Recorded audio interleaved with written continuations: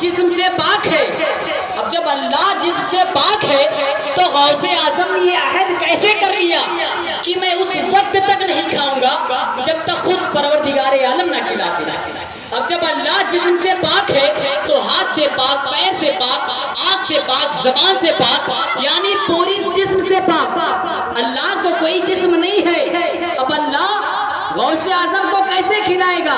सुनते चले, आका गौसे आजम ने एक दिन खाना ना खाया, 2 दिन ना खाया, 3 दिन ना खाया, 4 दिन ना खाया, मुसलसल 40 दिन गुजर जाते हैं। आप ना तो खाना खाते हैं ना पानी पीते हैं, आप लागर हो जाते हैं, कमजोर हो जाते हैं। हम और आप अगर एक दिन रोजा रख ले, खाना ना खाए, पानी ना पिए, तो शाम तक हमें हमारे और आपके अंदर चलने की कुव्वत मौजूद नहीं रहती। अरे मुसलसल 40 दिनों तक हमारे और आपके पीरों के पीर, बड़े पीराने पीर सरकार सैयदना शेख अब्दुल कादिर जिलानी रज़ियल्लाहु ताला अन्हु ने खाना ना खाया तो परवरदिगार आलम ने आपके उस्ताद मोहतरम को ख्वाब में ये निदा दी कि ऐ अब्दुल कादिर के उस्ताद मोहतरम सुनो सुनो, जाओ मेरे महबूब के महबूब गौसे आजम को अपने घर पर मदऊ करो और अपने घर पर बुलाओ और शाम के खाने पर उनको दावत दो और अपने साथ खाना खिला दो। अल्लाह अकबर।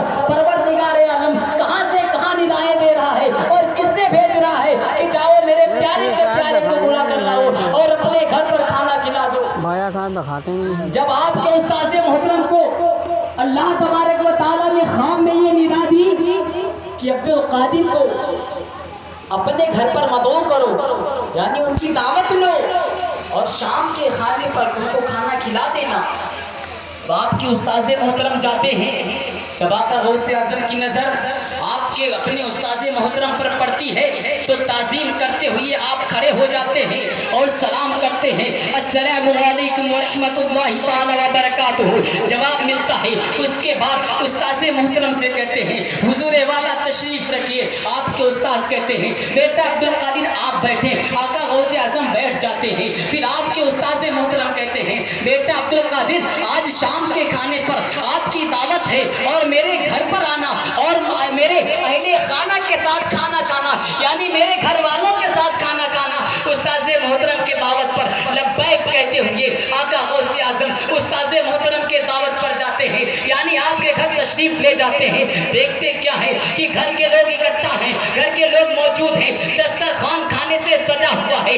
आप जाते हैं उस्ताद मोहतरम के बगल में बैठ जाते हैं। उस्ताद मोहतरम सबको इजाजत देते हैं कि खाना खाना शुरू करो। घर के तमाम अफराद खाना खाना शुरू कर देते हैं। अल्लाह अकबर। आका गौसे आजम बैठे हैं, आका गौसे आजम दिवाला नहीं उठाते हैं। घर के तमाम अफराद खाना खाना शुरू कर देते हैं। उस्ताद मोहतरम कहते हैं, बेटा अब्दुल कादिर मैंने इजाजत दे दी, तुम भी खाना खाना शुरू करो। आका गौसे आजम जवाब देते हैं, उस्ताद मोहतरम आप मेरे घर तशरीफ ले गए, मैंने आपकी ताज़ीम की, मैं खड़ा हो गया, आपने सलाम किया, मैंने जवाब दिया, आपने दावत कही, मैंने कबूल किया, आपके घर तक आया, आपके दस्तरखान पर बैठा, लेकिन उस्ताद मोहतरम मैं खाना नहीं खा सकता। तो उस्ताद मोहतरम ने कहा, बेटा सबब बताओ क्यों खाना नहीं खा सकते? तो आका गौसे आजम ने कहा कि हुजूर जब साल मैंने इबादत और रियाजत की, उसके बाद मैंने ये अहद कर लिया है कि मैं उस वक्त तक खाना नहीं खाऊंगा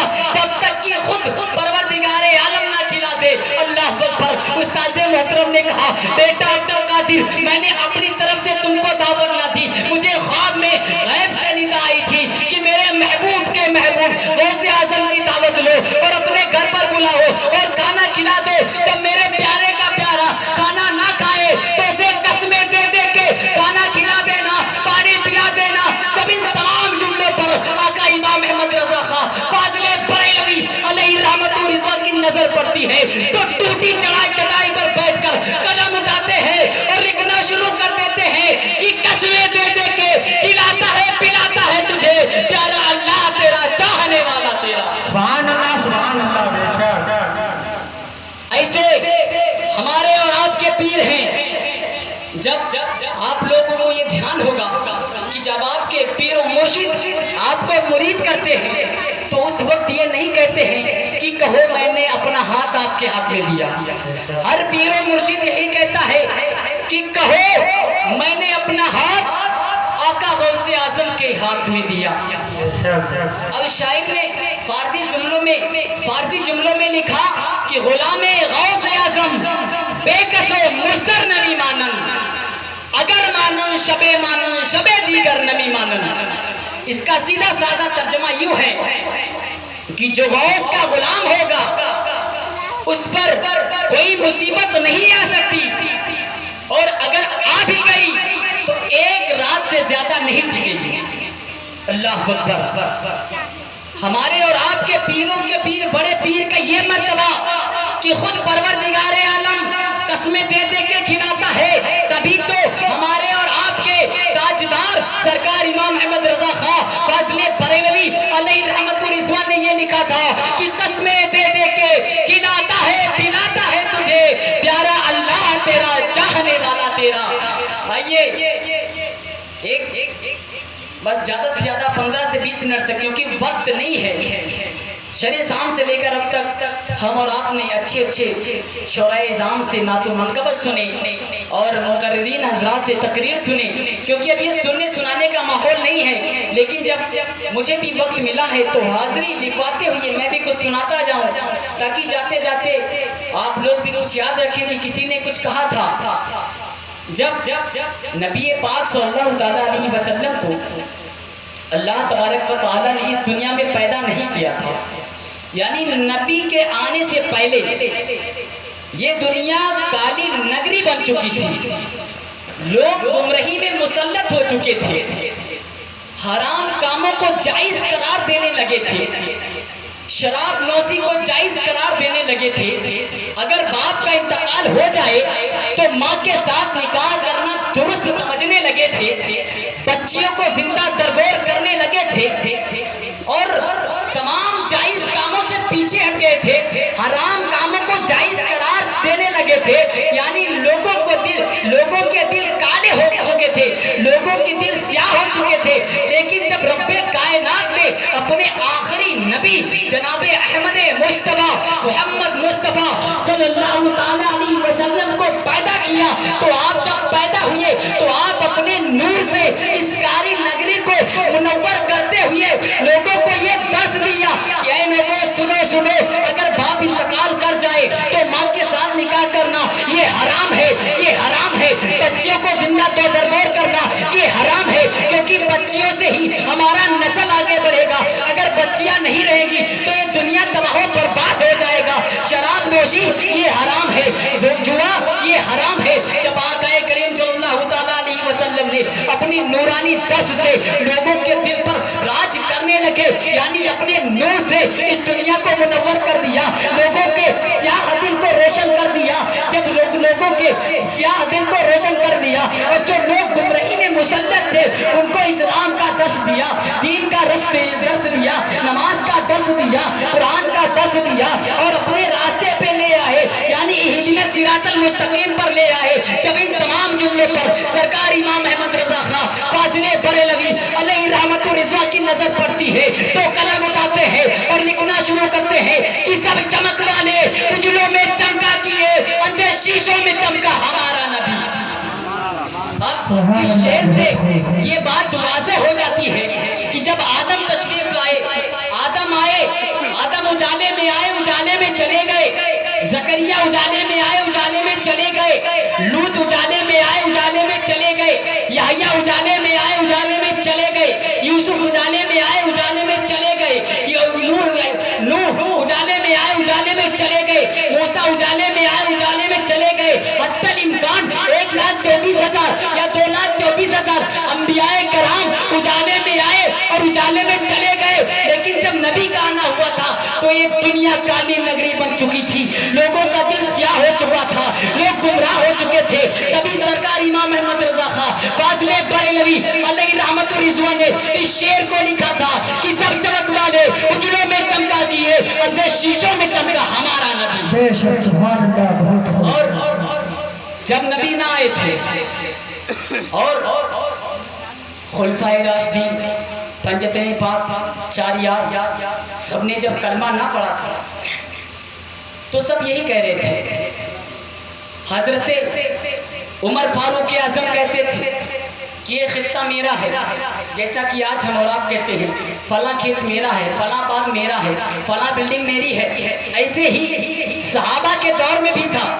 حضرت عمر فاروق اعظم کہتے یہ باغ میرا ہے، یہ گھوڑا میرا ہے، یہ علاقہ میرا ہے، یہ راستہ میرا ہے۔ اور عثمان غنی کہتے یہ سلطنت میری ہے، یہ جو خطہ نظر آ رہا ہے میرا ہے۔ ابو بکر کہتے یہ مال و دولت میرا ہے، یہ جائیداد میرا ہے، یہ باغ میری ہے، یہ گھر میرا ہے۔ مولا علی کرم اللہ وجہ الکریم کہتے یہ علاقہ میرا ہے، یہ خطہ میرا ہے، یہ خطہ میرا ہے، یہ راستہ میرا ہے، یہ گھوڑا میرا ہے۔ جب سب لوگوں نے کلمہ پڑھ لیا تو ابو بکر بول اٹھے یا رسول اللہ یہ مال و دولت تمہارے لیے، یہ زمین و جائیداد تمہارے لیے، ابو بکر کی جان تمہارے لیے۔ حضرت عمر فاروق اعظم کہنے لگے یا رسول اللہ میرا گھر تمہارے لیے، میرا گھر تمہارے لیے، میرا راستہ تمہارے لیے، میرا گھوڑا تمہارے لیے۔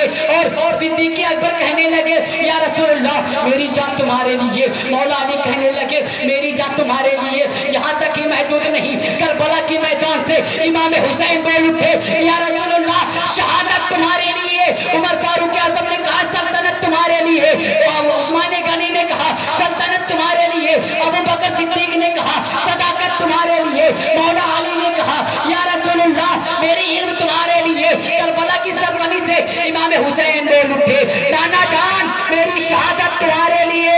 غوث اعظم بغداد کی سرزمین سے بول اٹھے نانا جان کرامت تمہارے لیے۔ نعرے تکبیر، نعرے رسالت، نعرے رسالت، نعرے حیدری، عرس جشن میرائی، نعرے تکبیر، نعرے رسالت۔ آقا غوث اعظم بول اٹھے یا رسول اللہ کرامت تمہارے لیے۔ اجمیر کی دھرتی سے آقا غریب نواز بول اٹھے یا رسول اللہ میری سلطنت تمہارے لیے۔ بہرائچ کی سرزمین سے سید سالار مسعود غازی علیہ رحمت الرضوان بول اٹھے یا رسول اللہ شہادت تمہارے لیے۔ یہاں تک کہ ہمارے پیر و مرشد بول اٹھے یا رسول اللہ میری جان و مال تمہارے لیے۔ سب کا بولنا الگ تھا لیکن بریلی کا تاجدار کیا بولتا ہے؟ سنتے چلے کہ زمین و زمان تمہارے لیے، مکین و مکہ تمہارے لیے، چنی و چنا تمہارے لیے، یا رسول اللہ بنی تو جہان تمہارے لیے۔ سب نے تو صرف اپنا کہا تمہارے لیے تمہارے لیے، لیکن آقا امام احمد رضا خان فاضل بریلوی علیہ رحمت الرضوان بولتے ہیں کہ زمین و زمان تمہارے لیے، مکین و مکہ تمہارے لیے، چنی و چنا تمہارے لیے، یا رسول اللہ بنی تو جہاں تمہارے لیے، یعنی جو کچھ بنا بس تمہارے لیے۔ اور ابھی ہم سے قبل شاید ہمارے عزیزم عبد المنان صاحب نے نعت پڑھی تھی، اس میں نور کی بات چھڑی تھی۔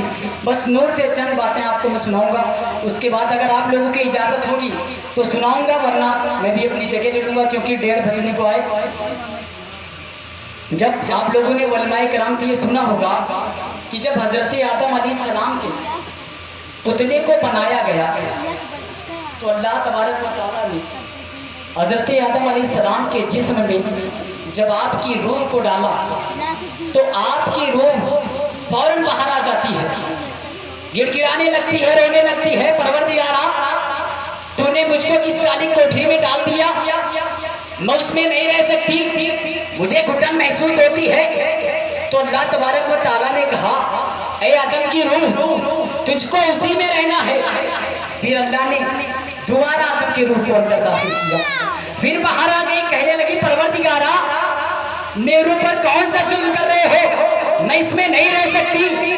تو اللہ تبارک و تعالیٰ نے اپنے آخری نبی آخر الزمان صلی اللہ تعالیٰ علیہ وسلم کے نور کو لیا اور آپ کے پیشانی میں ٹچ کر دیا، چھوا دیا، پھر روح کو ڈالی، روح اندر گئی، رونے لگی پروردگار عالم جب تو نے مجھے 2 بار اندر داخل کیا تو یہ کالی کوٹری کی طرح تھی، مجھے گھٹن محسوس ہوتا تھا، لیکن جب تیسری بار تو نے مجھے ڈالا تو آخر تیری مصلحت کیا ہے؟ تو نے کیا کیا کہ اس کالی کوٹری کو روشن کر دیا اور مجھے اس میں رہنا پسند آ گیا اور میں اب اسی میں رہنا چاہتی ہوں۔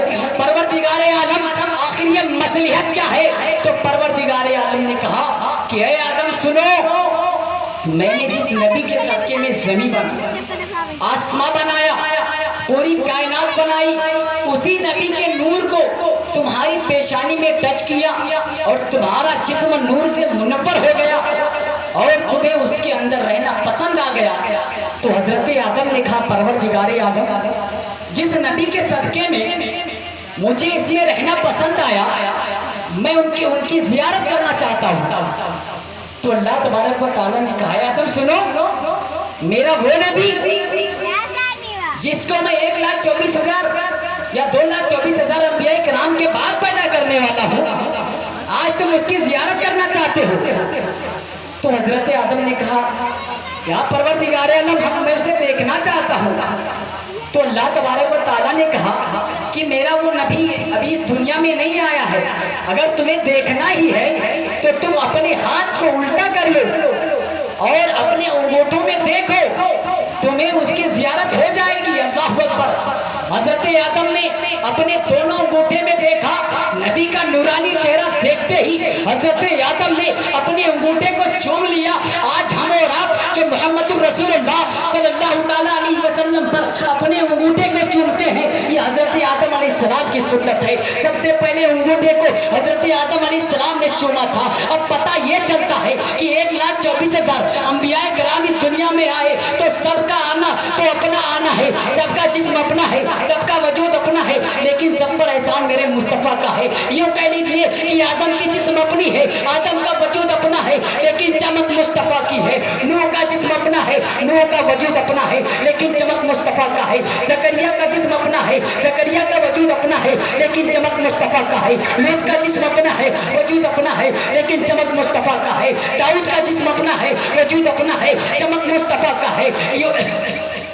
یوسف کا جسم اپنا ہے، وجود اپنا ہے، چمک مصطفیٰ کا ہے۔ موسیٰ کا جسم اپنا ہے، وجود اپنا ہے، چمک مصطفیٰ کا ہے۔ ہارون کا جسم اپنا ہے، وجود اپنا ہے، چمک مصطفیٰ کا ہے۔ عیسیٰ کا جسم اپنا ہے، وجود اپنا ہے، چمک مصطفیٰ کا ہے۔ ارے وہاں سے چلے نبوت کی بات چھوڑو، آئیے صحابہ کی بارگاہ میں آتے ہیں۔ صحابہ کی وجود اپنی ہے، صحابہ کی جسم اپنی ہے، لیکن چمک مصطفیٰ کی ہے۔ کربلا کے میدان میں جو امام حسین نے اپنا سر کٹا دیا تھا، آپ کا جسم اپنا تھا، وجود اپنا تھا، لیکن چمک مصطفیٰ کا تھا۔ عباس علمبردار کا جسم اپنا ہے، وجود اپنا ہے، چمک مصطفیٰ کا ہے۔ غوث اعظم کا جسم اپنا ہے، وجود اپنا ہے، چمک مصطفیٰ کا ہے۔ غریب نواز کا جسم اپنا ہے، وجود اپنا ہے، چمک مصطفیٰ کا ہے۔ غازی پاک کا جسم اپنا ہے، وجود اپنا ہے، چمک مصطفیٰ کا ہے۔ وارث پاک کا جسم اپنا ہے، وجود اپنا ہے، چمک مصطفیٰ کا ہے۔ ارے گونڈا کی سرزمین پہ آئیے، بابا شتر الدین شاہ کا جسم اپنا ہے، وجود اپنا ہے، چمک مصطفیٰ کا ہے۔ محبوب مینا شاہ کا جسم اپنا ہے،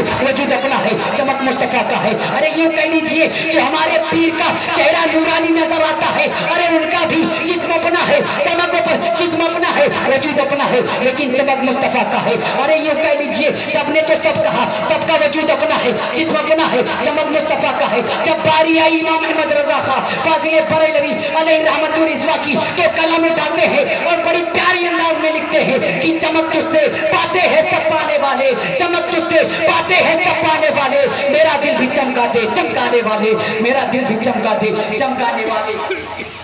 کیونکہ 1,24,000 یا 2,24,000 انبیاء کرام کا جسم اپنا، وجود اپنا، لیکن احسان مصطفیٰ کا ہے، چمک مصطفیٰ کا ہے۔ جس جنت کی خواہش ہم اور آپ رکھتے ہیں اس پر بھی احسان مصطفیٰ کا ہے۔ جس پیر پر ہم اور آپ ناز کرتے ہیں، جسم اپنا، وجود اپنا، لیکن چمک مصطفیٰ کا ہے۔ یعنی ساری کائنات کا وجود تو اپنا ہے، لیکن اس پر احسان و چمک مصطفیٰ کا ہے، احسان و چمک مصطفیٰ کا ہے۔ اب ایسے ہی چمک سے بات یاد آ گئی، جب حضرت ابراہیم علیہ السلام کو نارے نمرود میں ڈالا جا رہا تھا تو آپ بلا جھجک کے کود گئے تھے، کیونکہ آپ کو معلوم تھا کہ میری ہی نسل سے آنے والا نبی جناب احمد مصطفیٰ محمد مصطفیٰ صلی اللہ علیہ وسلم کا نور میری پیشانی میں موجود، اور جس نور کو پروردگار عالم نے بنایا، جس نور کے صدقے میں پروردگار عالم نے ساری کائنات کو بنایا، جس نور کے صدقے میں جنت کو بنایا، اگر وہ نور مجھ میں موجود تو یہ نار نمرود مجھے جلا نہیں سکتی ہے۔ آپ کو معلوم تھا اسی نور کو سوچتے ہوئے حضرت ابراہیم آگ میں چھلانگ لگا دیتے ہیں کہ یہ نارے نمرود میری کچھ نہیں بگاڑ سکتی، کیونکہ مجھ میں چمک مصطفیٰ کا موجود ہے، نور مصطفیٰ کا موجود ہے۔ ارے جس نور کے صدقے میں جنت بنائی گئی اس نور کو آگ کیا جلا سکتی تھی؟ اور نور سے بات یاد آ گیا، بس ایک بات بتا دوں، بات پوری کر کے میں اپنی بات ختم کر دوں گا، کیونکہ رات کے 1:30 بجنے کو آ گئے ہیں۔ آپ لوگوں نے علماء کرام سے تفسیر بہت سنے ہوں گے کہ حضرت ابراہیم کو اللہ تبارک و تعالیٰ نے خواب دکھایا کہ ابراہیم تم میری راہ میں کچھ قربانی کرو، میری راہ میں کچھ قربانی کرو۔ تو ایک بات سنتے چلے کہ اللہ نے حضرت ابراہیم کو قربانی کرنے کا حکم کیوں دیا تھا؟ یہ تو سنا ہوگا کہ ابراہیم کو خواب آیا کہ اے ابراہیم تم میری راہ میں کچھ قربان کرو، لیکن قربانی کرنے کا حکم کیوں دیا؟ اور اگر حضرت ابراہیم کو قربانی کرنے کا حکم دیا تو پھر مینا کے میدان میں حضرت اسماعیل علیہ السلام کو ذبح ہونے سے کیوں بچا لیا؟ اور اسماعیل علیہ السلام کو جب مینا کے میدان میں بچا لیا تو پھر کربلا کے میدان میں حسین اعظم کے گردن کو کیوں کٹا دیا؟ بس انہی تینوں باتوں کو میں مکمل کر کے اپنی بات ختم کر دوں گا۔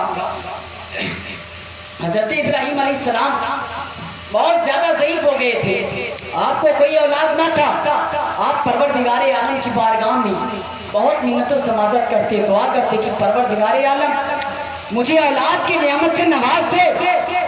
اللہ نے حضرت ابراہیم علیہ السلام کے دعا کو قبول کیا، تقریباً آپ کی 60 سال کی عمر ہو گئی، آپ کو اولاد عطا کر دیا، آپ کو اولاد عطا کر دیا، اور اولاد عطا کیا تو نبی عطا کیا۔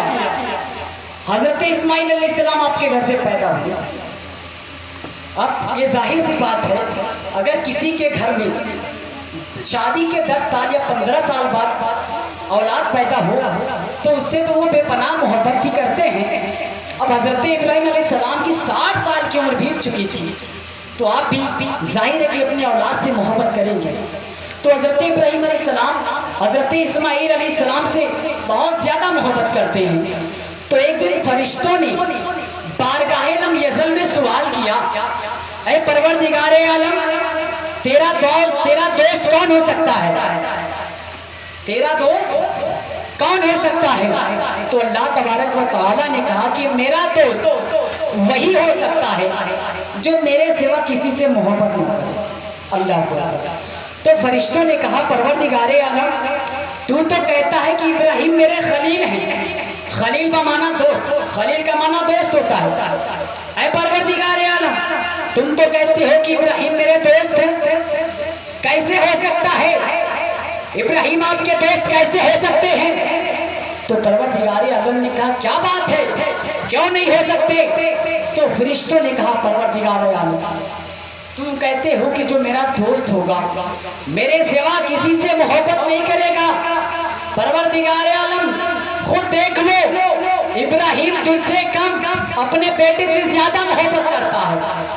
تو اللہ تبارک و تعالیٰ نے کہا ہے فرشتوں کیا تم دیکھنا چاہو گے کہ ابراہیم اس سے محبت کرتا ہی اپنی اولاد سے؟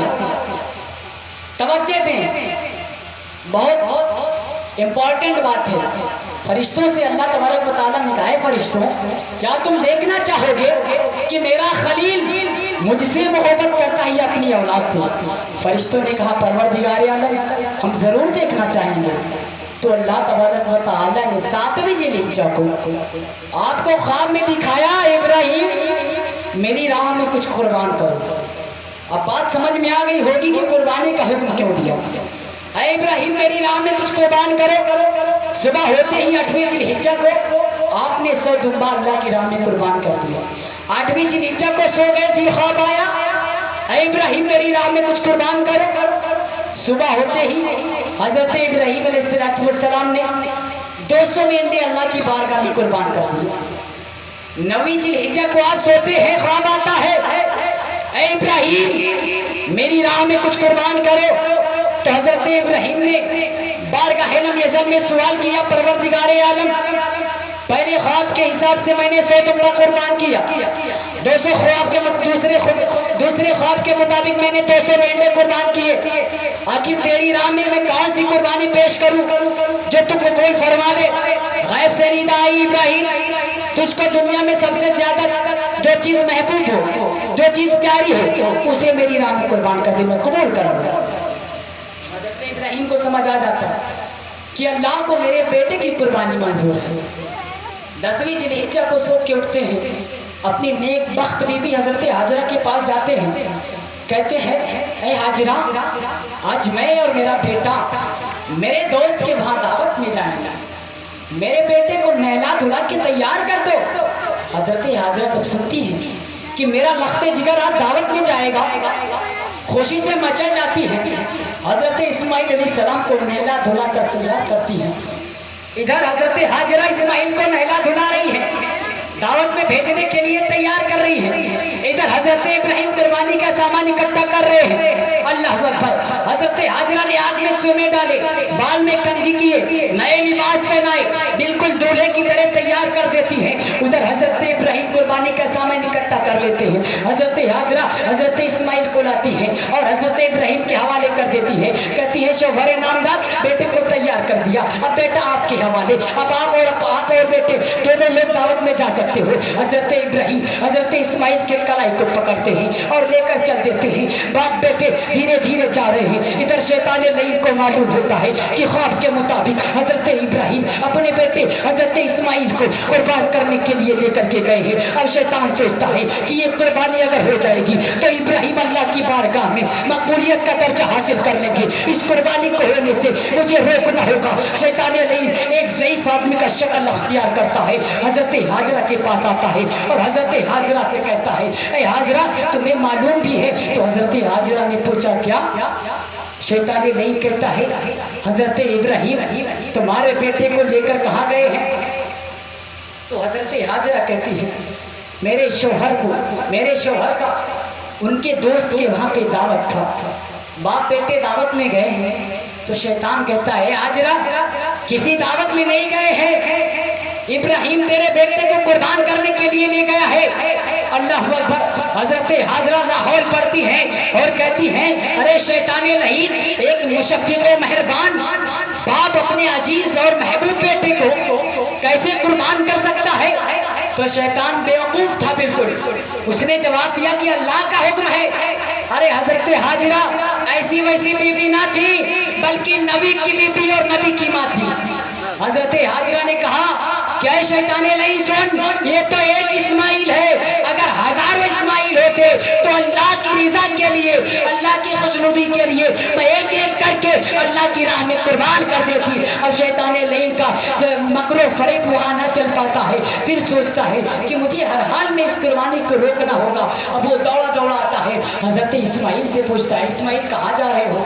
تو حضرت اسماعیل نے کہا کہ والد محترم کے دوست کے وہاں دعوت میں جا رہے ہیں، والد محترم کے دوست کے وہاں دعوت میں جا رہے ہیں۔ تو شیطان لعین کہتا ہے تم دعوت میں نہیں جا رہے ہو، بلکہ تیرا باپ تجھ کو قربان کرنے کے لیے لے جا رہا ہے۔ بس جلدی جلدی اپنی بات ختم کر رہا ہوں کیونکہ وقت بالکل ختم ہے، سننے سنانے کا کوئی وقت نہیں ہے۔ اب حضرت اسماعیل سے شیطان کہتا ہے تیرا باپ تجھ کو قربان کرنے کے لیے لے جا رہا ہے۔ تو حضرت اسماعیل علیہ السلام نے جواب دیا اے مردو شیطان سن، ایک مشفق و مہربان باپ اپنے بیٹے کو قربان نہیں کر سکتا۔ ارے تو جھوٹا ہے، تو جھوٹ بول رہا ہے۔ تو شیطان لعین نے کہا کہ یہ اللہ کا حکم ہے کہ اسماعیل کو میری راہ میں قربان کر دو۔ اسماعیل جواب دیتے ہیں اے شیطان مردود سن، اگر یہ اللہ کی رضا ہے کہ اسماعیل میری راہ میں قربان کیا جائے تو یہ اسماعیل کی بھی رضا ہے کہ اسماعیل کو اللہ کی رضا کے لیے اللہ کی راہ میں قربان کر دیا جائے۔ اب حضرت اسماعیل کے پاس بھی اس کا مکر و فریب نہ چلتا ہے، تو حضرت ابراہیم سے کہتا ہے اے ابراہیم تو نے تو ایک خواب کو سچ مان لیا۔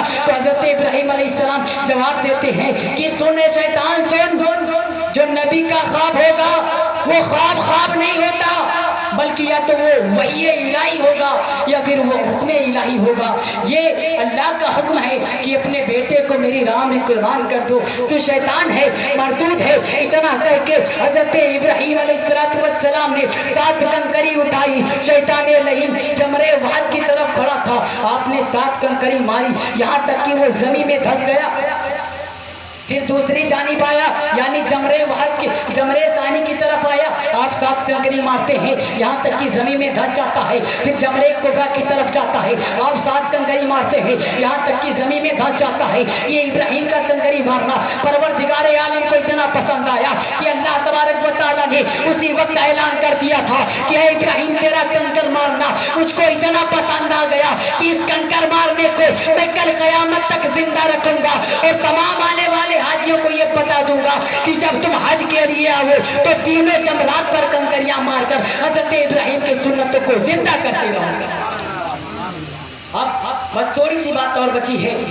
खलील और ज़बी आपस में गुफ्तगू करने लगते हैं, यानी हजरत इब्राहिम हजरत इस्माइल से कहते हैं, बेटा मैंने ख्वाब देखा है कि अल्लाह तबारक व तआला की तरफ से हुक्म है मैं तुझे अल्लाह की राह में कुर्बान करूँगा। तो हजरत इस्माइल अलैहिस्सलाम मुस्कुरा के जवाब देते हैं, वालिद मोहतरम, आपको जो हुक्म हुआ है कह डालो, इंशाअल्लाह मुझे साबिरों में पाओगे, लेकिन वालिद मोहतरम कुर्बान करने से कब्ल मेरी 3 वसीयत है, इसे सुन लें। उसके बाद आप अल्लाह की रिज़ा और खुशनुदी के लिए मुझे अल्लाह की बारगाह में कुर्बान कर दें। हजरत इब्राहिम ने कहा, बेटा बेटा आखिर तुम्हारी वसीयतें क्या हैं? तो हजरत इस्माइल ने कहा, पहली वसीयत मेरी आंख पे पट्टी बांध दे, दूसरी वसीयत पहली वसीयत आप अपनी आंखों पे पट्टी बांध दे, दूसरी वसीयत मेरे हाथ पाँव को बांध दे, और तीसरी वसीयत ये कि जब मैं कुर्बान हो जाऊं तो मेरे कुर्बान होने का खबर मेरी वालिदा को ना देना, वरना माँ का कलेजा दहल जाएगा,